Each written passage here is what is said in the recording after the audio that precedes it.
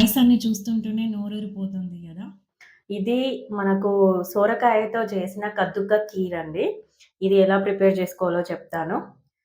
Welcome back to my channel Tanvi vlogs. మనము ము కద్దుక్క కీర్ చేసుకోవడానికి ఒక సోరకాయని తురిమి దాన్ని పక్కన పెట్టుకోండి. ఒక కడాయి పెట్టుకొని దాంట్లో నెయ్యి వేసుకోండి. నెయ్యేసి మనం తురిమి పెట్టుకున్న సోరకాయ అది వేసి మంచిగా కలపండి. ఒక 5, 10 నిమిషాలు వేగనివ్వండి.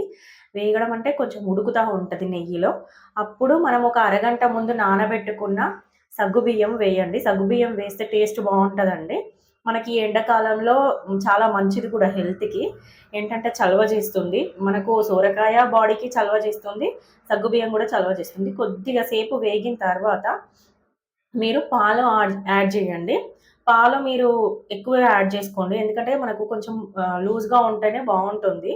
తర్వాత మీ టేస్ట్‌కి తగ్గట్టు షుగరు అంటే నేను హాఫ్ షుగర్ వేసా. తర్వాత హాఫ్ మిల్క్ మేడ్ ఏసా. ఇది చాలా టేస్టీగా ఉంటుందండి. మనకు పాయసాల్లోకి సేమియా అలాంటి వాటిలోకి చాలా బావుంటుంది. ఇప్పుడు ఏ షాప్‌లోనైనా దొరుకుతుంది మనకది.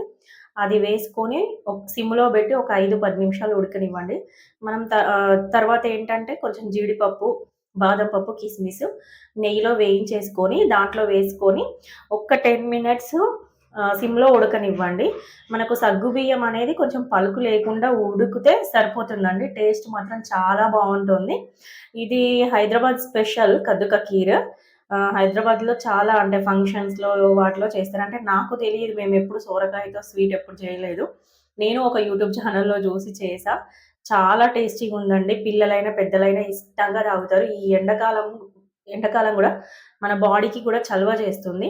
మీకు ఈ వీడియో గనక నచ్చినట్టయితే please subscribe my channel Tanvi vlogs.